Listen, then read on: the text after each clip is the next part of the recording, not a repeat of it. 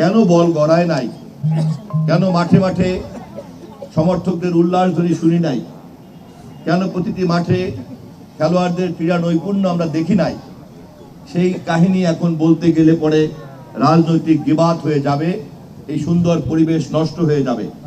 কিন্তু আমি শুধু স্মরণ করিয়ে দিলাম, যারা ক্ষমতায় ছিলেন, শাসন করেছেন, তাদের প্রত্যেকের কেবলমাত্র লুটপাট ছাড়া আর কোথাও কোনো মনোযোগ ছিল না। অথচ এরা আমাদেরই সন্তান, এবং আমাদের এই সন্তানদের শিক্ষা এবং শিক্ষা বহির্ভূত সমস্ত কর্মকাণ্ডকে পৃষ্ঠপোষকতা দেওয়া আমাদের রাষ্ট্রের দায়িত্ব, সমাজের দায়িত্ব, সরকারের দায়িত্ব। ক্ষমতায় এসেছে তারেক রহমানের সরকার মাত্র 3 মাস। আমরা এই 3 মাসে যতগুলি কাজকে অগ্রাধিকার দিয়েছি, তার মধ্যে একটি গুরুত্বপূর্ণ কাজ হচ্ছে তরুণ প্রজন্মের জন্য ক্রীড়া এবং সংস্কৃতিকে গুরুত্ব দেয়া। ইতিমধ্যেই আমরা বলেছি, খেলাকে আমরা এমন জায়গায় নিয়ে যাব, একজন খেলোয়াড় এটাকে পেশা হিসেবে যাতে নিতে আগ্রহী হয়। যেই খেলোয়াড়ের মধ্যে সৃষ্টিকর্তা খেলোয়াড় সুলভ মনোভাব এবং ক্রীড়া নৈপুণ্য দিয়েছেন, তা চাইলেই কেবলমাত্র বই পড়ে পাওয়া যায় না।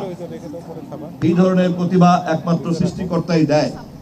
যেমন আমরা দেখেছি মেসির মধ্যে, রোনাল্ডোর মধ্যে, ম্যারাডোনার মধ্যে। আমাদের দায়িত্ব হচ্ছে এই ধরনের প্রতিভাকে কেবলমাত্র পৃষ্ঠপোষকতা করা। হয়তো আমাদের এই তরুণদের মধ্যেও ভবিষ্যতের রোনাল্ডো, মেসিরা ঘুমিয়ে আছে। আমাদের রাষ্ট্র এবং সমাজ যদি তার জন্য সেই পথ পরিষ্কার করে না রাখে, তাহলে আমরা এই সম্পদকে হারিয়ে ফেলতে পারি। সেই কারণেই আমাদেরকে আজ এগিয়ে সম্ভাবনা আছে তিনি যাতে এটাকে পেশা হিসেবে নিতে পারেন। আপনারা নিশ্চয়ই জানেন, একজন খেলোয়াড়ের ক্রীড়া নৈপুণ্য, একজন ক্রিকেটার, একজন ব্যাটসম্যান, একজন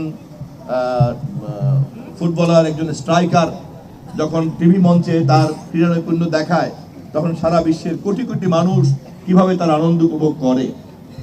এবং নিশ্চয়ই আপনারা অনেকেই জানেন, তোমরা নিশ্চয়ই জানো, যে একজন ভালো খেলোয়াড়কে কিভাবে বড় বড় ক্লাবগুলি কিভাবে লুফে নেয়, এবং একজন খেলোয়াড় তারকাতে পরিণত হলে পরে সে সেই দেশের জন্য সম্পদে পরিণত হয়ে দাঁড়ায়।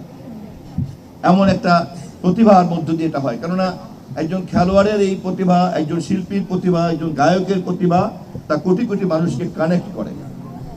তো ফলে এই অঙ্গনের এই বিনিয়োগ, এই অঙ্গনের যে তৎপরতা, সময়, এটার সরাসরি কোনো আমাদের লাভ লোকসান না থাকার কারণে আমরা হয়তো ভুল করি, কিন্তু এই সুদূর প্রসারী অনেক লাভ আমাদের আছে।